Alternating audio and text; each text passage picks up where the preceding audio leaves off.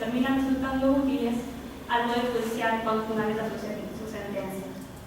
Y a la vez también le es útil porque si recorremos cualquier Poder Judicial, cualquier juzgado, en cualquiera de nuestros países vamos a ver la cantidad de expedientes que existen pendientes, y un arbitraje eficiente puede hacer un descongestionamiento en el Poder Judicial.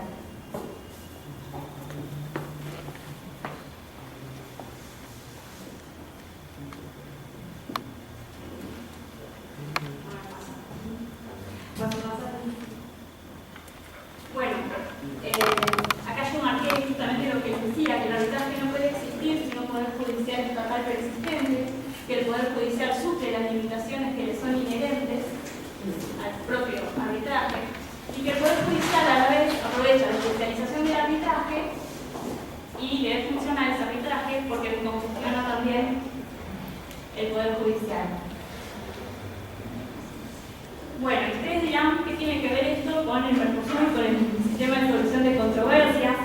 Y bueno, todos los procesos de integración prevén dos métodos de control de la jurisdicción, de las normas. Entonces, prevén, por un lado, los propios del sistema que construye cada proceso de integración, como en este caso en el Mercosur es el protocolo de Olivos vigente, que crea el sistema de solución de controversias a través del TPR y del tribunalizador. Y por otro lado, los poderes judiciales nacionales de los estados partes, que son los que aplican las normas mercosureñas una vez que cada estado parte las internaliza. Entonces, todo proceso de integración puede ser supranacional o intergubernamental, pero tiene un poder judicial que acompaña el propio sistema de solución de controversias de ese proceso de integración. Bueno, en el Mercosur, para diferenciar cuál es la función que cumple cada uno, porque si bien ambos conviven, cada uno tiene funciones que le son específicas y por eso pueden convivir. Mientras cada uno respete las limitaciones y las competencias de cada uno, estos dos sistemas coexisten y se cooperan mutuamente.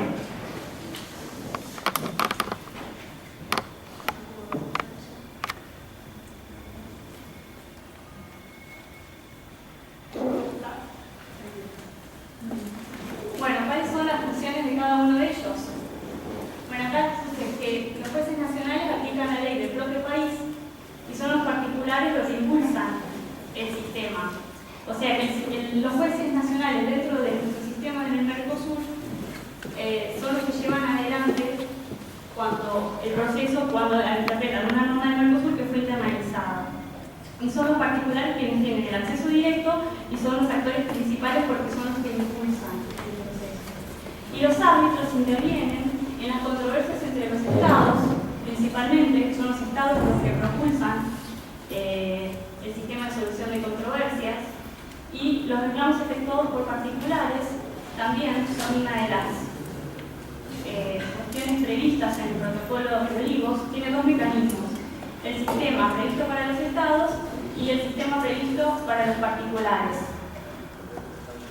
Ahora bien, el sistema previsto para los particulares no es el ideal para los particulares que con sus jueces nacionales pueden acceder directamente a la vía judicial. En el sistema que tenemos en el Mercosur, un particular para poder acceder al sistema de solución de controversias previsto para el Mercosur tiene que concurrir a la sección nacional del GMC, que es el Grupo de Mercado Común, para que el Grupo de Mercado Común coopte el reclamo y lo inicie como un reclamo como si fuera del Estado, es decir, que el interés del particular se convierte en un interés público del Estado, que muchas veces no puede coincidir con el interés del propio particular. El rol de los árbitros previsto en el protocolo de Olivos, primero aclaro que el protocolo de Olivos que creó el Tribunal Permanente de Revisión mantiene el sistema de arbitraje que preveía el protocolo de Brasilia, pero que le incorpora dos particularidades importantes. Una, que es la facultad de emitir opiniones consultivas, que la peculiaridad que tiene es que las opiniones consultivas provienen, o generalmente, son facultades que tienen los tribunales judiciales internacionales. Entonces le otorga a un tribunal arbitral ciertas funciones que venían siendo, esa es la novedad, de los tribunales judiciales. Y por otro lado, que crea otra competencia del tribunal permanente, que es la facultad de revisión, que también no pertenece al esquema convencional del sistema de arbitraje. que es la función de revisar un laudo de un tribunal inferior. Entonces, estas dos particularidades con las que se creó el Tribunal Permanente de Revisión hace que se haya como otorgado dos funciones típicas que eran del Poder Judicial a un sistema retral, que no vamos a decir que es un sistema híbrido porque no me gusta la palabra, pero digamos que es un sistema novedoso. Ya en las exposiciones del doctor Cachapuz y el doctor Labrano escuchamos cuáles fueron las negociaciones por las cuales se llegó finalmente a aprobar el sistema de la creación del Tribunal Permanente de Revisión cuando se negoció el protocolo de Olivos. Y claro, es evidente, se quiso dar un paso más a los sistemas arbitrarios previstos en el protocolo de Brasilia, pero tampoco se quiso llegar a construir un tribunal de justicia. El TPR compete la solución de las controversias que surjan entre los Estados partes en la interpretación, aplicación y cumplimiento de las normas del Mercosur. Esto es, del Tratado de Asunción, del Protocolo Europeo y todos los protocolos que surjan del Tratado de Asunción y las decisiones que emiten los órganos que tienen capacidad decisoria, que son el Consejo de Mercado Común, el Grupo de Mercado Común y la Comisión. Es, como les dije al principio, el motor que mueve el sistema de solución de controversias del Mercosur son los estados. Para los particulares, como les dije, el sistema natural en el que se desenvuelven es el sistema del Poder Judicial que tienen esos estados, cuando las normas del Mercosur son internalizadas por los estados.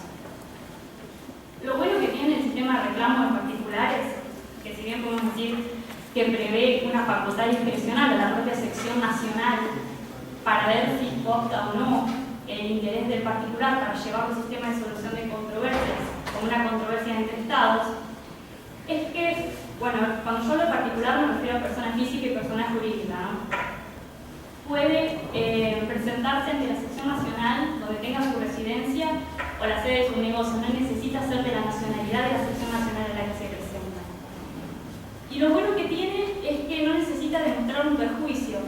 Esa es una diferencia también con el Poder Judicial, que generalmente para poder acceder necesitamos tener un perjuicio que podamos demostrar y no en forma abstracta presentarnos, tratar de obtener una decisión judicial.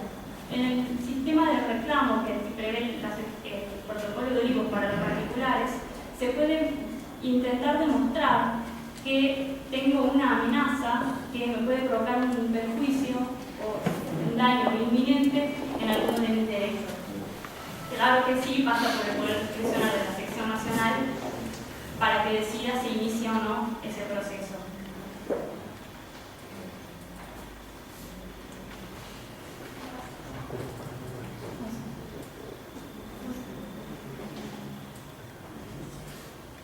Bueno, el Tribunal Permanente de Revisión tiene la facultad de emitir opiniones consultivas que están en la interpretación del derecho del Mercosur, y el reglamento al protocolo de Olivos, mediante una decisión que es la 2 de 2007, previó que los tribunales superiores de justicia puedan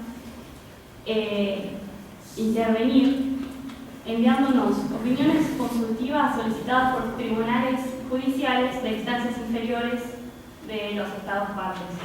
Este mecanismo genera una interacción entre los jueces nacionales con el Tribunal Permanente de Revisión.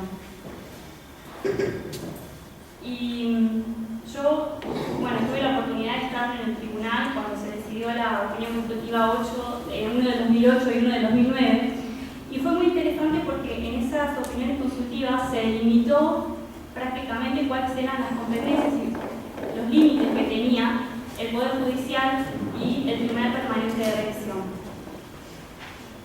Y una de las cosas que dijo, por ejemplo, en esa opinión consultiva, fue que en la etapa actual del sistema de integración del Mercosur, tanto los tribunales ad hoc como el TPR carecen de competencia para declarar en forma directa la nulidad o inaplicabilidad de una norma interna, aun cuando pueden declarar la incompatibilidad de la norma con el derecho del Mercosur, que son los órganos estatales los competentes para derogar o modificar una norma interna incompatible, habilitando medidas que puedan ser adoptadas por los estados afectados en el caso de incumplimiento. ¿Qué dijo el TPR? Que no puede suplir al juez nacional que tiene que aplicar una norma que es el órgano adecuado en su derecho interno para aplicar esa norma. Entonces, el TPR dijo, yo puedo interpretar las normas del Mercosur, pero no puedo interpretar las normas de derecho interno de los Estados partes. Y el rol de los jueces, que quería destacar que cada vez es mayor la aplicación del derecho del Mercosur por los jueces nacionales. Y existe un informe que hace la Secretaría del Mercosur en el que publican todas las decisiones judiciales que se tomaron en los 4 estados del Mercosur, en el que cuentan la aplicación y cómo se fue aplicando ese derecho por los jueces nacionales. Y uno puede ver ahí que cada vez es mayor la aplicación. Podemos decir, está bien, cada vez hay más normas, pero las normas del Mercosur sabemos que es otra de las faltas que tenemos de incorporar, del déficit que hay en la incorporación de normas, pero cada vez son más las aplicaciones o las menciones que se hace al derecho del Mercosur por los jueces nacionales. Y en esto creo que juega una importante decisión también el mecanismo de opiniones consultivas, porque mientras mayor sea el diálogo entre los jueces y los árbitros, más uniforme va a ser la aplicación del derecho del Mercosur en los estados, que esa es la función principal de las opiniones consultivas.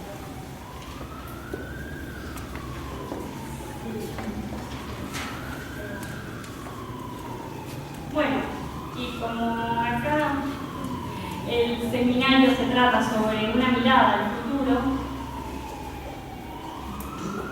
yo quisiera decir, bueno, ahora tenemos en un proceso de incorporación de Venezuela al Mercosur. Bueno, Venezuela al adherir al protocolo de adhesión en el año 2006, adhirió a todos los acuerdos que se habían suscrito en ese entonces, en ese momento era el protocolo de Olivos, y Bolivia, que realizó el protocolo de adhesión en diciembre del 2012, adhirió también al protocolo modificatorio, el protocolo de Olivos, por la fecha en la que realizó la adhesión al protocolo. Es decir, que un país adhería al Mercosur haría Estado de Asunción a todo el acervo normativo y al protocolo de Olivos para el sistema de solución de controversias del Mercosur. Para la emisión de opiniones consultivas por los tribunales judiciales nacionales, no necesitan incorporar esa norma porque existen normas en el Mercosur que se consideran que por ordenar el funcionamiento interno del Mercosur no necesitan ser incorporadas a los ordenamientos jurídicos internos de los Estados partes. Y eso pasa con esta reglamentación para las opiniones consultivas solicitadas por los tribunales judiciales. Entonces, los países que se incorporen al Mercosur tienen que enviar una notificación a la Secretaría del Tribunal avisando o notificando cuál será el órgano superior, cuál es el Tribunal Superior de Justicia que tenga competencia nacional para solicitar opiniones consultivas y funcionar como interlocutor entre el TPR y los juzgados nacionales de los Estados partes. Y yo acá, una cuestión que agrego como futuro de la integración es que si consideramos que un Estado asociado al Mercosur, que suscribe protocolos como el protocolo de Ushuaia, en el que el TPR se declaró competente para decidir, no solo en cuestiones económicas como venía aplicando, sino en cuestiones institucionales, y el protocolo de Ushuaia, que es netamente político, el TPR se declaró competente, y los países que adhieren al protocolo de Ushuaia y a distintos protocolos, como por ejemplo el protocolo que reconoce los títulos universitarios, es un protocolo al que adhieren muchos países de Latinoamérica, Perú, Colombia, Chile, todos adhirieron, por ejemplo, al reconocimiento de títulos universitarios, al protocolo de Ushuaia. ¿Cómo hace un juez nacional de esos países que incorpora normas del Mercosur para decidir la interpretación si no tiene la posibilidad de solicitar una opinión consultiva al órgano que es competente para interpretar la norma del Mercosur?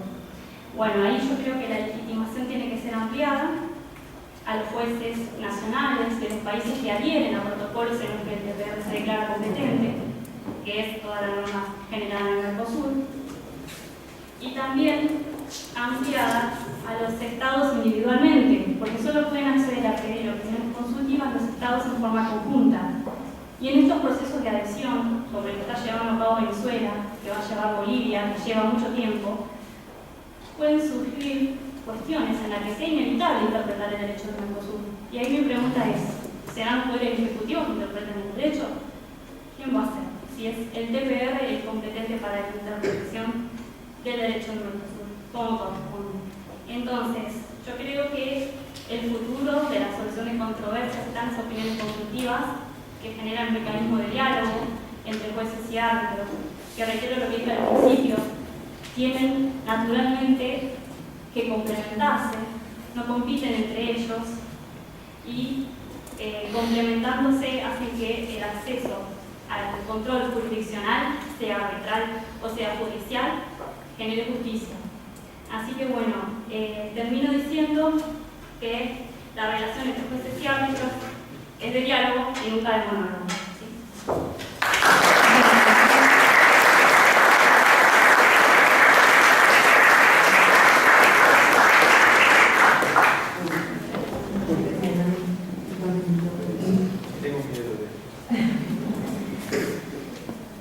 La última exposición del seminario, ¿qué momento? Doctor Vasconcelos, Carvalho de Vasconcelos, profesor Rafael Carvalho de Vasconcelos, cursa actualmente el doctorado en Derecho Internacional en la Universidad de São Paulo y el doctorado en Derecho Internacional en la Universidad del Estado de Río de Janeiro, máster en Derecho Internacional por la Universidad del Estado de Río de Janeiro, máster en Derecho Internacional por la Universidad de São Paulo, profesor en la Universidad Federal Rural de Río de Janeiro. Actualmente desempeña el mandato brasileño de la Secretaría del Tribunal Permanente de Revisión del Mercosur, secretario del Tribunal. Hablemos del regionalismo.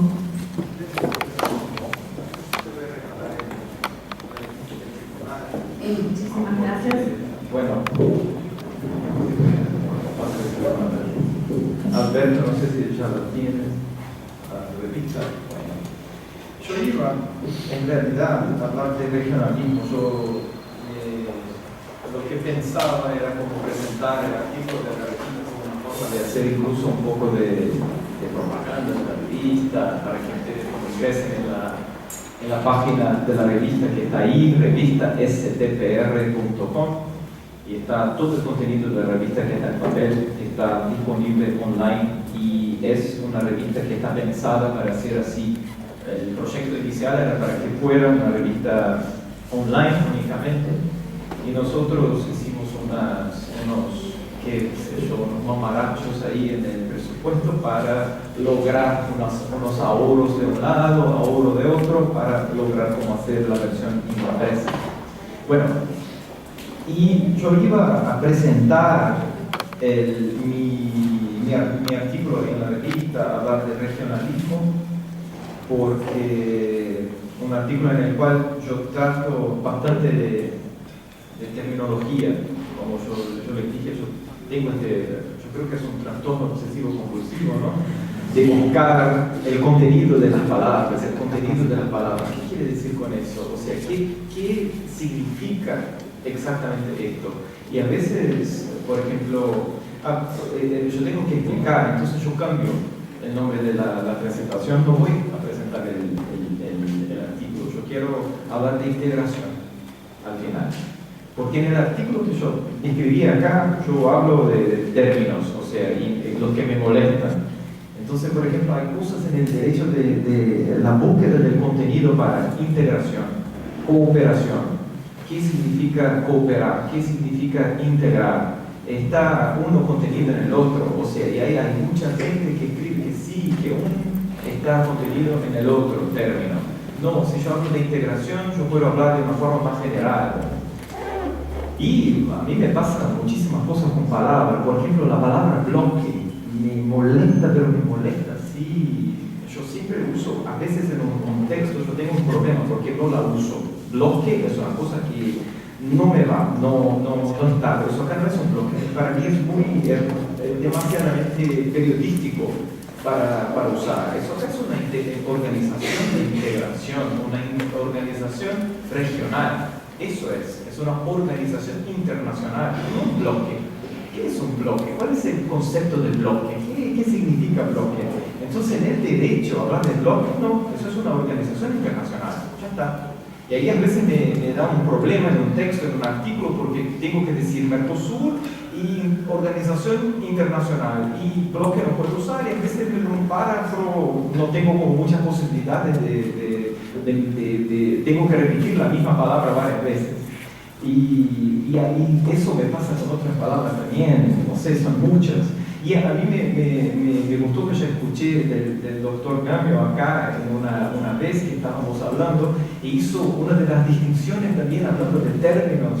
El doctor Gamio dijo, no, tenemos que hacer la distinción. Claro, es una cosa muy lógica, pero nosotros a veces nos perdimos ahí al escribir que el miembro de la organización, nunca me olvidé de eso, y es parte del tratado. Eso es muy lógico, pero nosotros tenemos que guardar. Y a veces el tratado internacional, eso el doctor Fontoura detesta, porque el tratado ya es internacional. Es como decir, qué sé yo, tratado es tratado. Un tratado internacional es de redundancia, ya no me... Sí, es como que hay un tratado nacional, o sea, es un tratado internacional, o sea, en el derecho. Entonces eso es yo busco eso, pero ¿qué es? Entonces si yo voy a hablar de términos, buscando términos de qué es integración.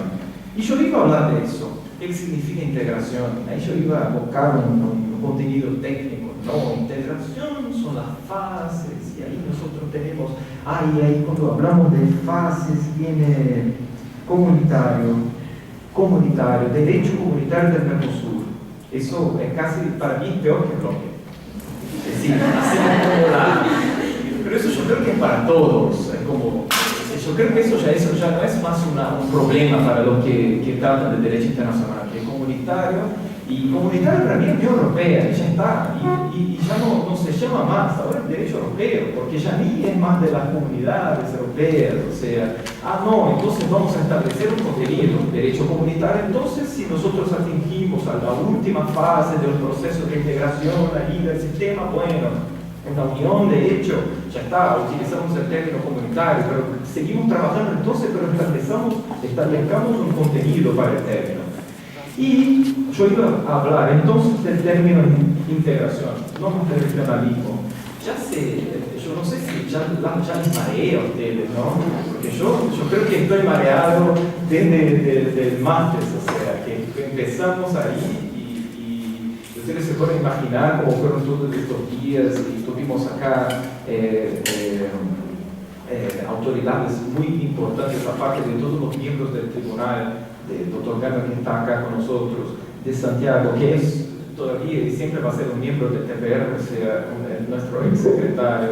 Acá yo veo la ministra Nancy Enrique, que no solamente vino moderó un panel, presentó, hizo una exposición, pero está como asistente acá todos los días, en todas las exposiciones, está acá muy presente. O sea, un agradecimiento muy fuerte a la ministra, profesora Sandra Negro, que está acá también, que la veo, la presencia de la UBA, como siempre digo, muy fuerte, muy presente, profesora Nélida, profesor Freddy, que estuvieron acá todos los 4 días también.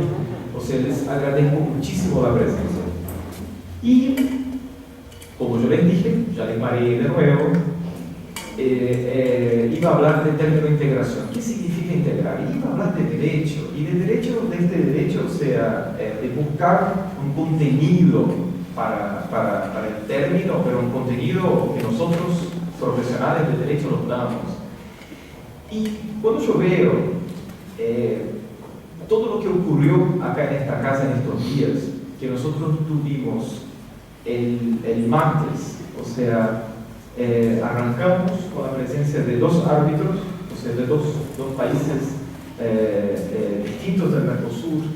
El árbitro paraguayo, miembro con mucha emoción, habló, la ministra presidía la mesa, doctor Gamio habló enseguida. Teníamos ahí 3 países del Mercosur representados, o sea, y todos hablaban, aunque 2 hablaban castellano, uno hablaba castellano, de hablar un poco, el otro castellano, y la ministra portugués, y los 3 estaban integrados ahí, estaba muy claro. yo veo acá, por ejemplo, en esta mesa, las casualidades de la vida. Yo conocí a Jenny en una cumbre iberoamericana de poderes judiciales, como era. Se sentó a mi lado y me dijo, yo soy paraguaya. Yo digo, yo vivo en Asunción. Y ahí las dos se enteraron que estudiaron, Ana Paula y ella se enteraron que estudiaron en instituciones de ensino que eran como, había una vinculación ahí, y ya estaba. Y conocía a Alberto, que conoció a Nati en un curso en Buenos Aires con Sandra Negro.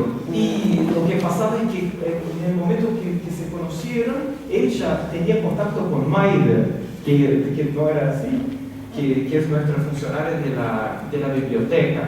Bueno, yo acá por ejemplos, yo puedo dar miles de ejemplos, o todo lo que pasó de hecho en estos días, de los alumnos de la UNA, de acá, los alumnos de Caguazú, los alumnos de Brasil, los que estuvieron acá, que vinieron de Formosa en esos días. Hay algunos tuyos también de Itapú acá, los alumnos de Itapú que están acá. O sea, y seguro que hay gente de otros lados también.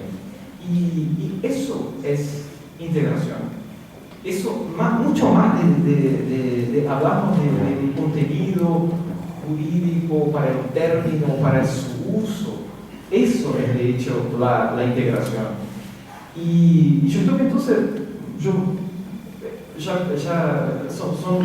pensamientos que nos vienen. Por ejemplo, yo ya vivo acá en Asunción hace un año y medio casi, y no me siento un extranjero. Y lo más interesante, aunque yo sé que para los paraguayos yo soy un extranjero, yo solo tengo que hablar con este acento raro, claro, ya es una persona que no es de acá. Yo no tomo el tereré, no estoy ahí siempre con mi tereré, tengo el tereré en mi casa y lo tomamos. Estamos tratando de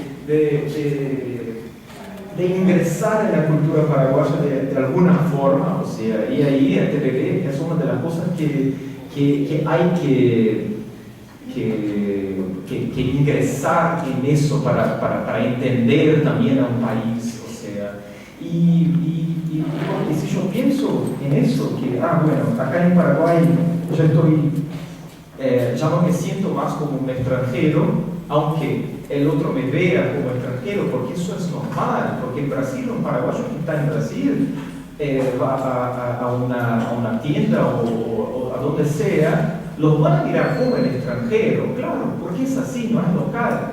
Y yo pienso, por ejemplo, cuando veo a Santiago y cuando veo a Sandra acá, que yo viví ahí en Buenos Aires, yo estoy completando el Mercosur, o sea,